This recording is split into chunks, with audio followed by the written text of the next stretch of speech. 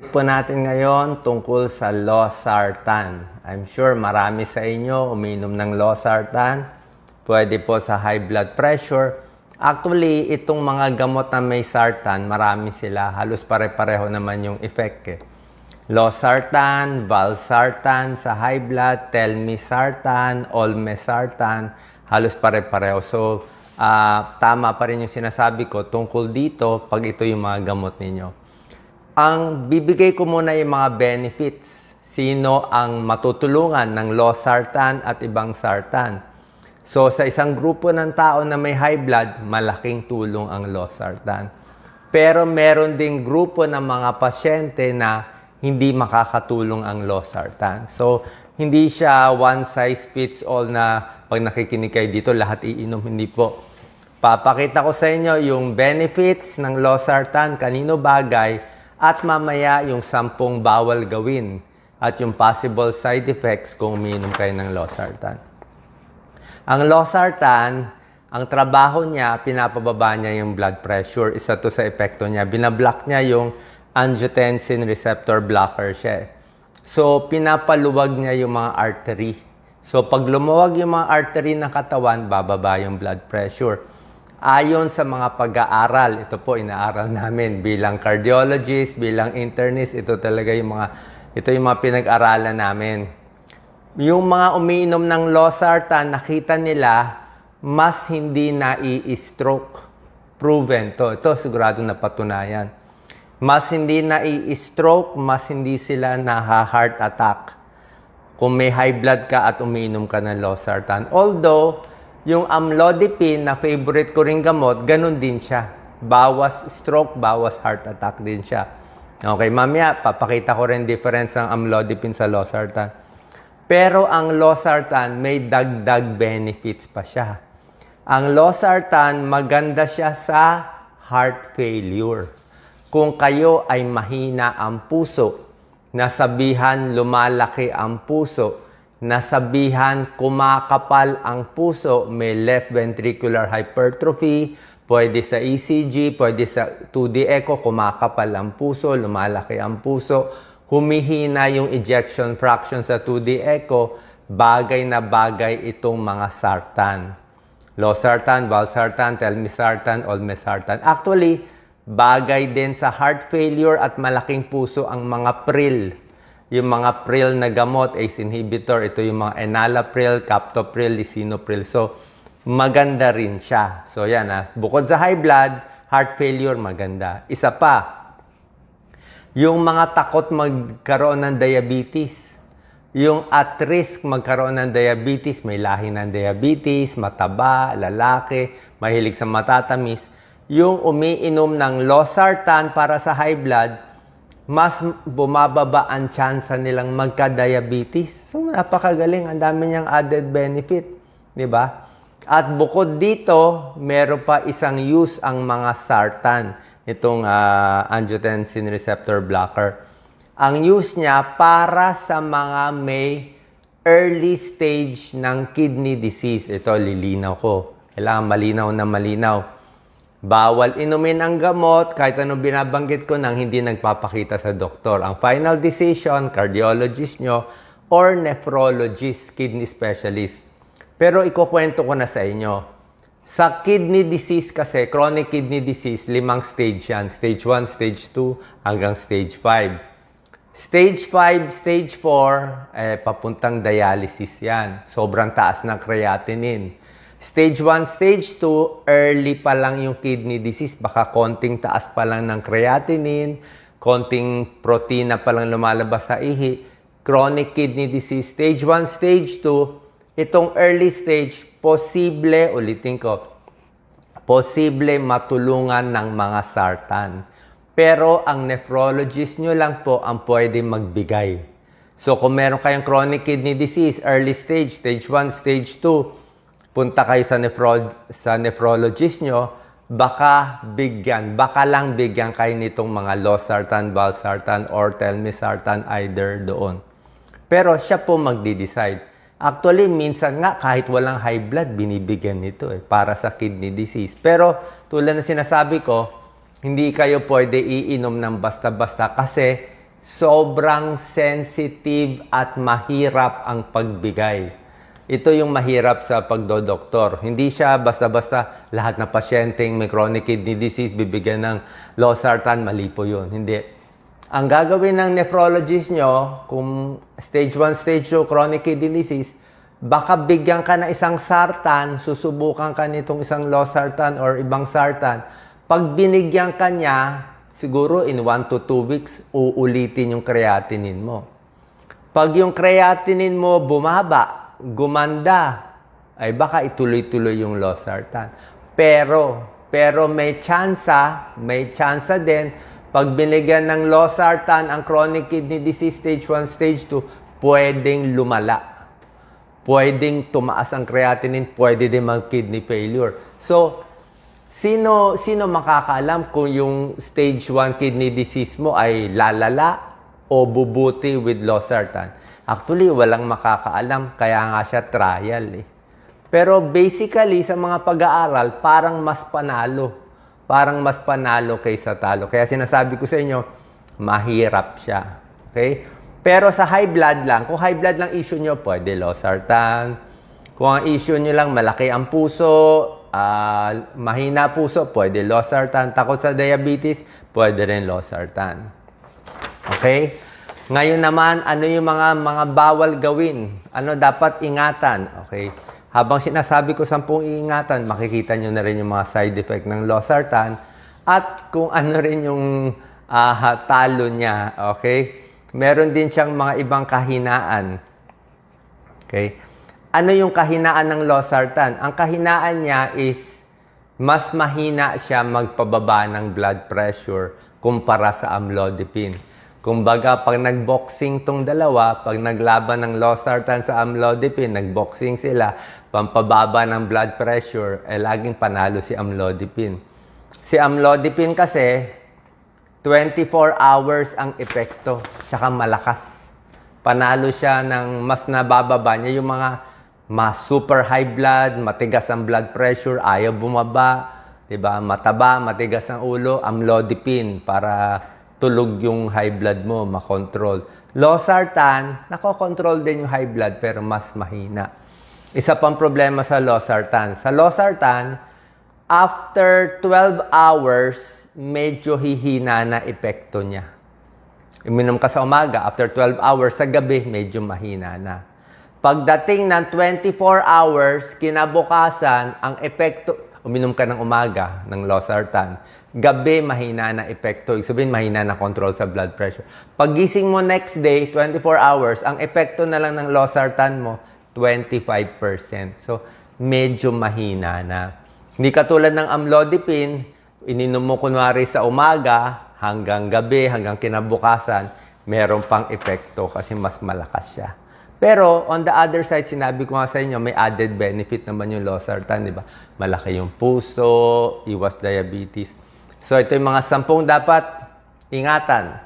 10 dapat bawal gawin sa uminom ng losartan. Number 1, hindi pwede tigil bigla. Okay? Lahat naman gamot sa high blood eh. Kasi pag tinigil mo bigla, walang paalam sa doktor, after 2 to 3 days, pwedeng tumaas. Although wala naman siyang rebound effect. Hindi yung pag tinigil mo may mangyayari sa'yo. Ang mangyayari lang, tataas lang yung blood pressure. Pero otherwise, wala naman talagang epekto mangyayari. Ang bawal itigil agad yung gamot na metoprolol. Yung mga olol. Ako, naka-metoprolol ako eh. Maganda yung metoprolol, mahina sa blood pressure, pamparelax, mabilis ang heart rate. Pero ang metoprolol at yung mga ibang olol, atenolol at iba pa, pag tinigil mo, imbis na bumagal ang heart rate mo, lalong bibilis. May rebound, parang nasanay ka na sa metoprolol, binababa yung heart rate mo, tinigil mo bigla ka magpapalpitate. So, dahan-dahan ang tanggal. So, wag lang biglang itatanggal. Ipaalam muna sa doktor. Number 2, pag naka-losartan, bawal uminom ng alak. Alak kasi nakakalasing, nakakasedate, at yung alak, nagpapataas ng dosis ng losartan. So, kung nakainom ka ng losartan, uminom ka ng alak, baka sumobra lakas yung epekto ng losartan, ma-low blood ka naman. Kasi uminom ka ng alak eh. Alak, bawal din sa amlodipine. Alak, bawal din sa antidepressant. So, sobrang alak, hindi rin maganda. Kasi dumadaan siya sa liver, sa atay. Losartan sa liver din dumadaan. Sa liver din nagme-metabolize. Number 3, ang isang side effect ng losartan, actually pwede mo sabihin good side effect. Magugulat kayo dito, hindi nyo pa alam to. Isang side effect ng mga sartan, nakakataas ng potassium level. Actually, maganda nga dapat mataas potassium, di ba? Maraming kababayan natin, low potassium eh. Pero syempre, aware tayo, pag naka-losartan, pwedeng tumaas ang potassium. Ibig sabihin, kung meron ka pa ibang iniinom, baka umiinom ka pa ng potassium supplement, o meron ka ibang potassium na iniinom para sa ibang sakit, tapos naka-losartan ka, baka sumobra taas ang potassium.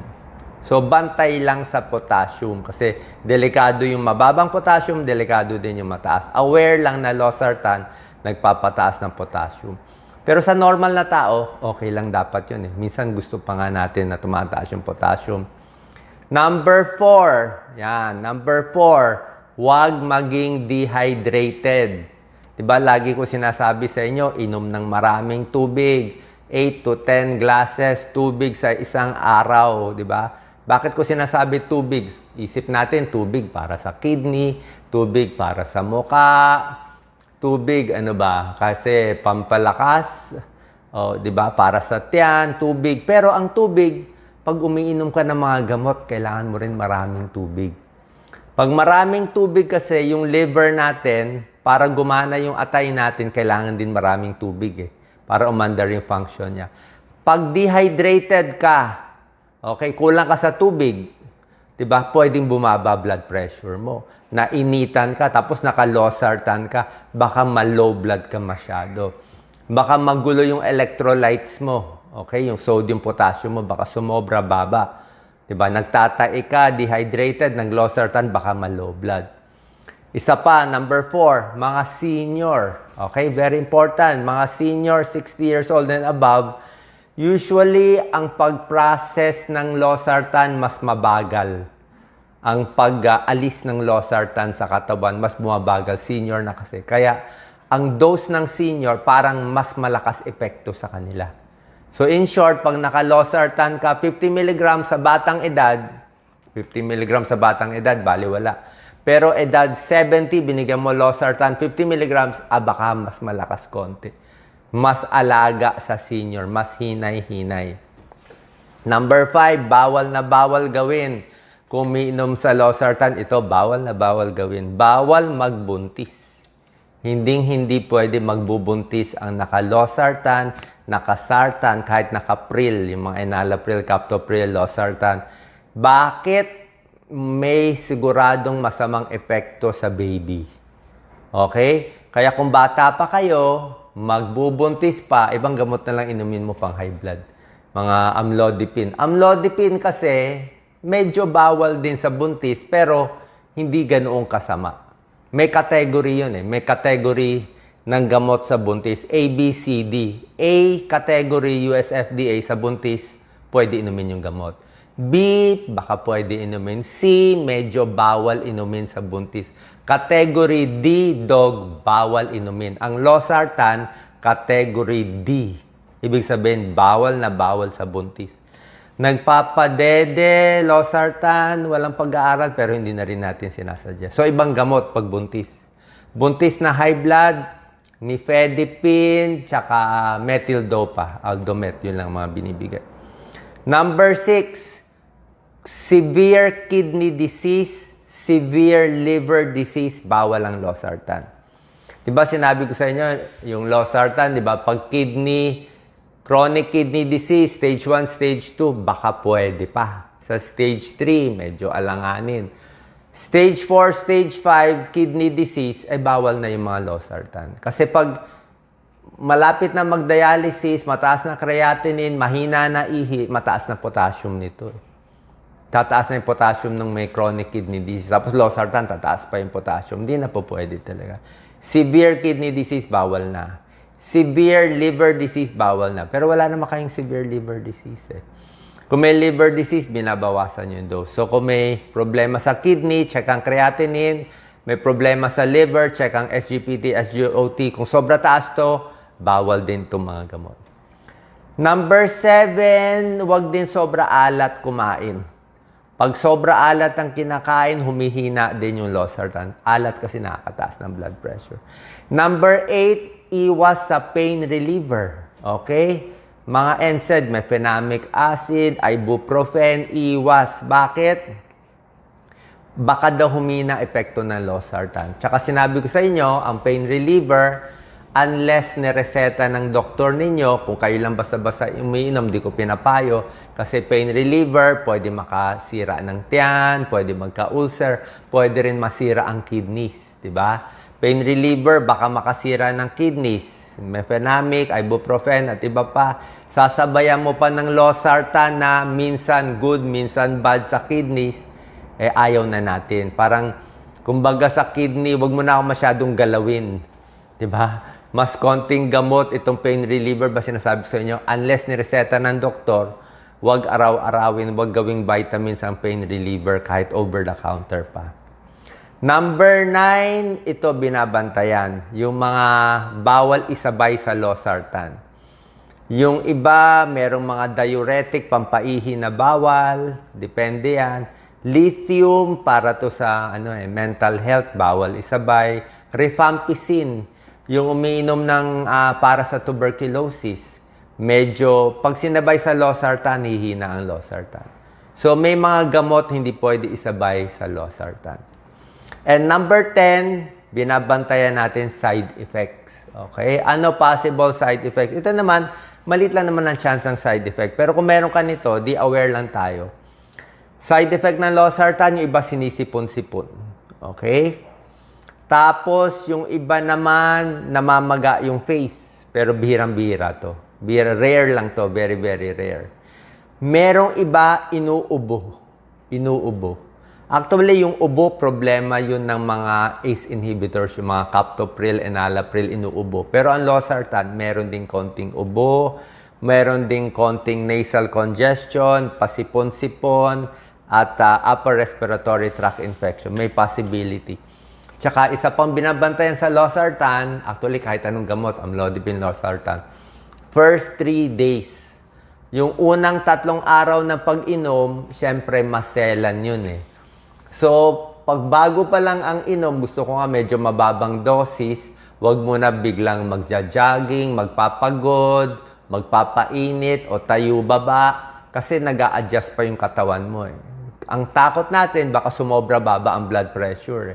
Baka first dose, sumobra baba. Pero kung 1 week ka na umiinom, sanay na yung katawan mo, okay na yun. Pwede na siya tuloy-tuloy. Okay? So, first 3 days, binabantayan lang, baka bumagsak yung blood pressure. Pero otherwise, tuloy-tuloy na siya. Okay? So, I think naturo ko lahat ng kailangan nyong alamin sa losartan. Pwede may pagkain, pwede walang pagkain. Tulad na sinabi ko, first 3 days, ingat lang, baka mahilo, baka bumaba ang BP. Pero otherwise, tuloy-tuloy lang to. Pwede ba itigil yung gamot? Kailangan pa alam nyo sa doktor nyo. Sabihin nyo, Doc, normal na BP ko, 130/80 na eh. Naka-losartan ako, naka-amlodipine ako. Titigil ko ba? Actually, hindi mo dapat itigil kasi normal nga yung BP mo. Kaya nga nag-normal yung BP mo, ito BP mo normal, 130/80. Kasi meron kang 2 gamot or 1 gamot. Pag tinanggal mo yung gamot, tataas ulit yung blood pressure mo. Kailan mo pwede itigil? Siyempre, papaalam mo sa doktor. Pwede mo itigil kung bagsak yung blood pressure mo. Kung bumagsak, kung 90/60 ka na lang, o sumobra baba. Ibig sabihin, nasobrahan, tsaka natin babawasan.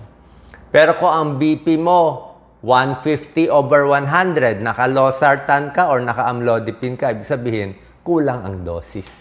And lastly, ano dose ng losartan? From 25 milligrams up to 100 milligrams a day. Yun lang ang dose. Ang availability, may 50 milligram tablet, may 100 milligram, pero 100 milligrams lang. Bawal lumampas sa 100, overdose. Okay?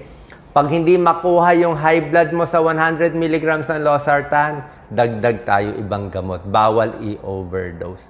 Ang maganda na sa losartan, lumang gamot, may generic, murang-mura to. Pwedeng-pwede sa mga kababayan nating mahihirap.